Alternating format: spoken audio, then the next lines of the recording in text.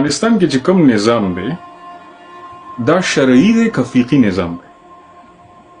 شرعیت او فقه خو سره بدل شوي نه دي، چا خو خپلو کې سره نیم کړي نه دي. دا خو یو فعل الحاق فلسي شوه که نه چې دواړه خپلو کې سره تقسیم کړي. تاسو وایي شریعت او فقه یو شی دی، دې کې فرق نشته.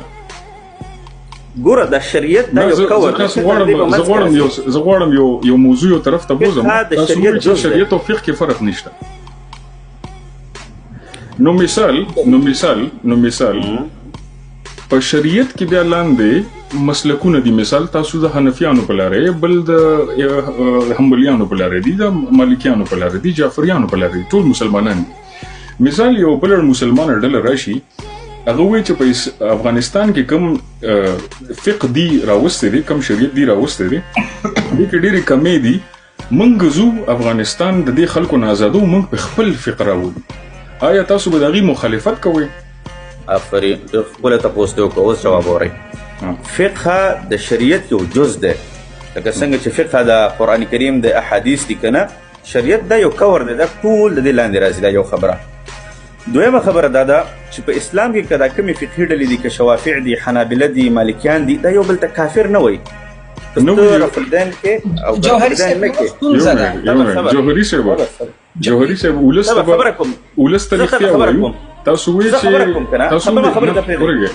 چې یو بل ته کافر نه وایي. د دیوبندي چې کوم عقیده د کوم نه چې ستاسو علیمان راوتي دي یا کوړه حق یا حقانیه نه چې راوتي دي، ستاسو د عقیدې کتاب نوم نه المحند علی المفند، دا ستاسو د عقیدو کتاب دی. صحیح ده؟ اورګ راځم. دا کتاب تاسو ولې لیکلو؟ المحند علی المفند ستاسو د عقیدو کتاب دی. ټول علما مشران ستاسو په دې عقیدو باندې ولاړ. دا تاسو لیکلو دا عقیدو کتاب په جواب کې د حسام الحرمین کتاب په نوم کې احمد رضا خان بریلوي چې کله تاسو ته کافر وي چې دا کافران دي، تاسو په هغې کې جواب کې ولیکل چې موږ سمو او دا بریلیان چې دي دا یو شیطاني ډله ده.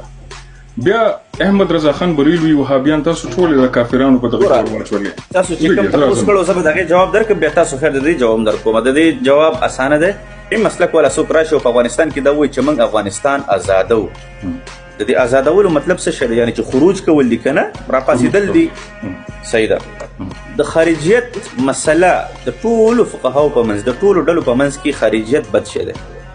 د خروج کول، مسلحه مبارزه کول د خپل حکومت، اسلامي حکومت په خلاف باندې، که یو څوک شافعي وي او هغه وایي چې موږ دا ټول کوډ بدلو، شافعي کوډ ته اړو او په زوره باندې مبارزه کوو، نو دا انسان چې دی خارجي بللی کېږي. خپله د شوافعو په نسبت باندې هم خارجي بللی کېږي. نو دا څنګه ممکنه ده چې یو څوک د د شافعي مو یو هغه د امام شافعي په خلاف باندې لاړ شي؟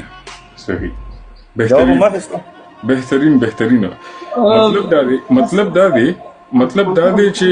مطلب دا دی چې کوم اوسنی اسلامي سیستم په افغانستان کې دی، د دې چې کوم پریکړې شوي دي د تعلیم په نظر باندې، د هر څه په نظر باندې، دا په اسلام پوره دي او د دې خلاف خروج کول، ولس ته راپاڅېدل، وسلواله مبارزه کول، دې ته تاسو حرام وایي. حالانکه پیغمبر محمد صلی الله علیه وسلم خو ولس ته دا وینا کړې ده چې کله یو نظام ظالمانه وي هغه نظام ختم کړي تاسو. نو اوس دا فیصله، دا ډیر مهم پوښتنه ده چې کوم افغانانو ته پته لګي، دا فیصله کول چې دا نظام ظالمانه دی، دا به د نظام مشران کوي که دا به د ولس فیصله کوي چې دا نظام ظالمانه دی؟ وکي خلک عملا اسلحې راواخلي او هغه چې د نظام په خلاف باندې راپاڅېږي، ایا دې سره به دا مسله حل شي؟ او که نه افغانستان به بیا روان 25 کاله چې نور به جنګونه کوي، ته د جنگ طرفداري یا که باچا کمول صاحب یا ځواک صاحب یا جلال جبارخیل صاحب، موږ یو نه یو طرفدار. نو که چېرته موږ د جنگ طرفدار نه یو، نو بیا موږ څنګه د بل جنگ دپاره لاره برابره کړو؟ ووایو چې باید د سکولونو دپاره جنګ وشي. دا زما ریپیټ کېږي. نو د جمهوریت خلاف چې کوم بیا زمونږ دیندار وروریانو جګړه کوله او هغه نظام سمون طرف ته راتلو، حالانکه طالبانو ته زمونږ د مجاهدینو ورونو ته، طالبانو ته چې افر مشو چې تاسو راځئ موږ سره شامل شئ، موږ سره کښېنئ، خبرې موږ سره وکړئ، هغې نظام ته کافر ویل او خپل ولس مړ کول په هر ځای کې، په چوک کې، په هسپتال کې، په هر ځای کې ولس مړ کول. د دې تاسو موږ له بیا فتوا راوړی شئ چې دا په حنبلي کې جایز وه، دا په شافعي کې جایز وه، دا په مالکي کې جایز وه، دا په کوم ځای کې جایز وه چې هغه تاسو دلیل واغستو او تاسو 20 کاله دغه مبارزه وکړه وسله واله. ګوره ولس سبوزي یا یو میخ باندې که داسې دغه کې د ګولۍ په ځای باندې نو دا هم په اسلام کې څه جواز نه لري. د دې خو درته کلیر کټ خبره وکړم.